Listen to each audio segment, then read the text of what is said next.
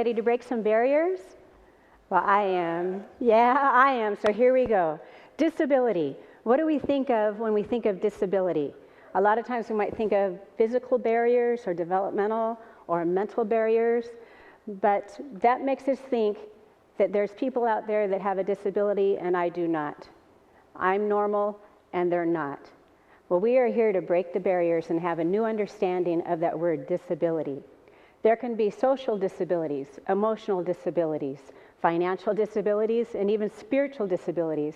And these disabilities can separate us from friends, people. We might make ourselves unapproachable because of them, might even separate ourselves from families and even our God.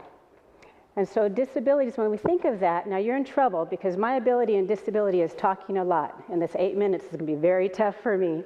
And that's my ability also. And people might not want to come up to me if they don't have a lot of time because they know I'm going to take up a lot of their time. My husband will tell you that he has a great ability of service. I'll tell you that too. If you need a tree stump pulled out of your yard, he will dig as deep as those roots go, and he'll pull out that tree stump for you. And then on the other hand, he'll say his disability is anger. He gets angry easy, and then it's hard for him to forgive others. And if people know that about my husband, and they think he's angry, then he's unapproachable. They might not approach him. But we have all kinds of gifts and abilities. Can you see how our strengths are another person's weakness possibly? Well, if my husband, I know he's angry, I'm going to send in my friend Jared Schmidt, because Jared Schmidt wakes up every day. His ability is joy. He has a gift of joy. And I'll say, hey, Jared, go in there and say hi to Steve.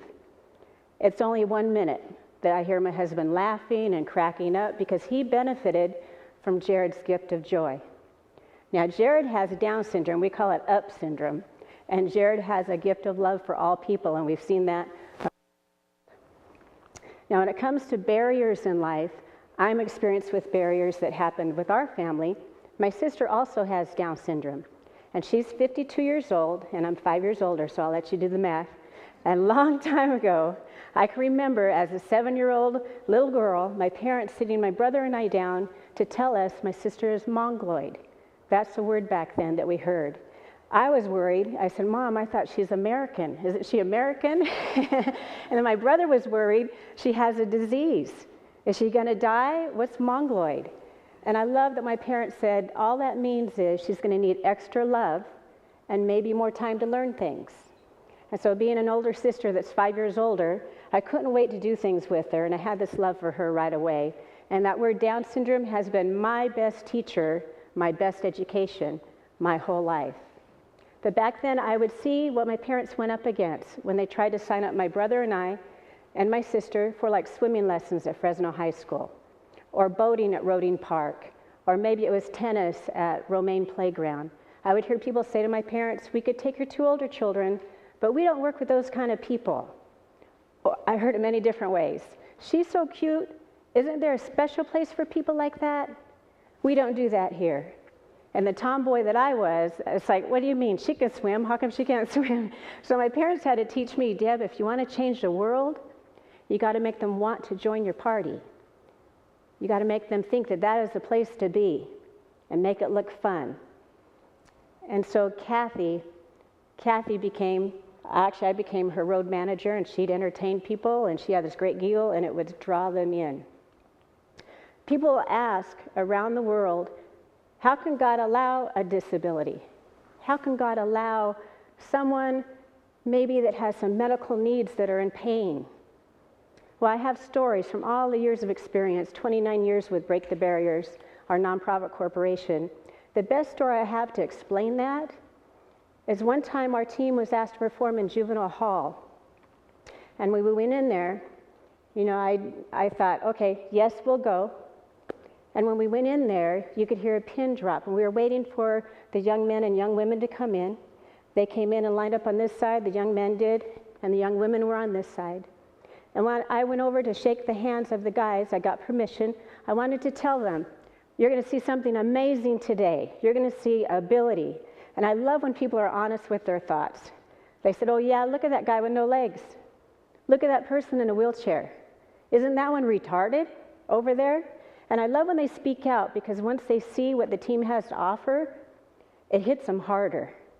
And I said, but you wait until the music starts. And that music starts, you're going to see ability. And then I went over to shake this girl's hand, and she was like 6 foot tall. She should have been playing basketball or volleyball somewhere. When I went up to shake her hand, she pulled her hand out of mine, and she said, who do you think you are that makes you think you can touch me? Physically, she's poking my chest, and she said, what makes you think you can step into my world and touch me? And don't think I wasn't praying. I'm praying, oh, Lord, in Taekwondo, God, is it high block? What do I do here? She's coming at me. And then I feel this tap on my back. If you touch me here, it's like a button. My whole life, I'm 5 years older than my sister. She'd come running up behind me and put her hand on the small of my back, and I'd go, oh, Kathy. Well, here I am getting poked in the chest. I feel this tap, and I look down, and here's my sister. And either an angel whispered in Kathy's ear, your sister needs help, or if you know anybody with Down syndrome, she just wanted to get in on the action. And so I looked down at Kathy, and I looked down at this tall girl, and I said, this is my sister Kathy, and she loves to give hugs. And I backed up, and the girl, she was starting to back up, but we discovered traveling around the country with our team that there's a Down syndrome law. If you mention the word hug, Kathy's going to step in and hang on until you hug back. That's a Down syndrome law. So the girl tried to back away, but Kathy just held on. So the girl's like this, dragging my sister with her. And then the girl looked down, and my sister looked up with a big smile on her face, and the girl went, I love her. Oh, I love her. And I can say to you that I believe that my sister was created absolutely perfect for the purpose that she's been called for. And I could say to you that I believe God's given her all the equipment that she needs to do what she's supposed to do on this earth. You see, I didn't have the right equipment. They saw in me someone that might judge them, someone that might not accept them. They saw in my sister Kathy her gift that she was created for. Her 100% unconditional love and acceptance came out of my sister. So I'm no dummy. Come on, Kathy, let's meet everybody.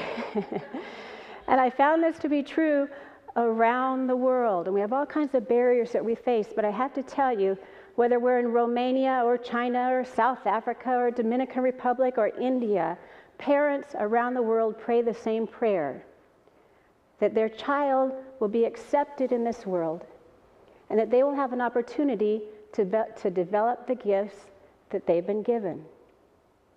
Can you imagine with your gifts that you have, if you are not allowed to have the opportunity to develop those gifts, you would become disabled by the world. What if opportunity came to you and you didn't take that opportunity? You would become disabled by yourself. I'm here today to ask you a question. All remove that line and recognize the gifts and abilities in all people, and remove that line of who's able and who's disabled. And who gets to decide that to begin with? Who is more disabled? Someone who cannot talk but is a friend to all people, or someone who can talk but only uses their words to hurt people? Who's more disabled? Someone who's blind and loves everyone, maybe because they see no differences, or someone who can see, but all they see are differences. Who's more disabled? Someone who can't go up and down stairs, experience a physical need of some kind, like maybe they're in a wheelchair, but they will try anything and give 100% with the gifts that they have. Or someone like many of you that have been blessed with a healthy body, but you refuse to try, and you don't use all the gifts that you've been given. You might even be robbing yourself of the joy of knowing what could be if you would have tried something. Who's more disabled? Someone who is deaf and does not have an interpreter to receive the message from the keynote speaker, professor, or teacher, but they have a strong desire to learn. Or someone who can hear, but they refuse to listen. And then I want to ask you, who's more disabled? Someone like my sister Kathy, who the world might say her brain is not normal, or her brain functions slow. But my with Down syndrome will love any one of you in here unconditionally and will forgive you like that.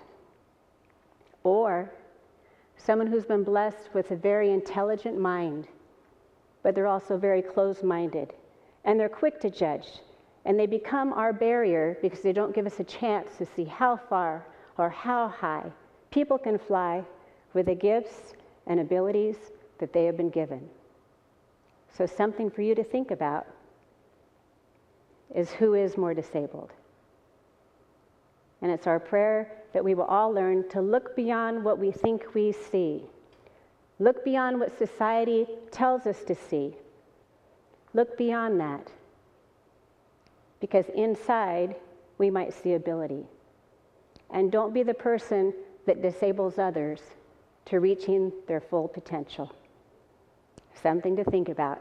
Thank you very much.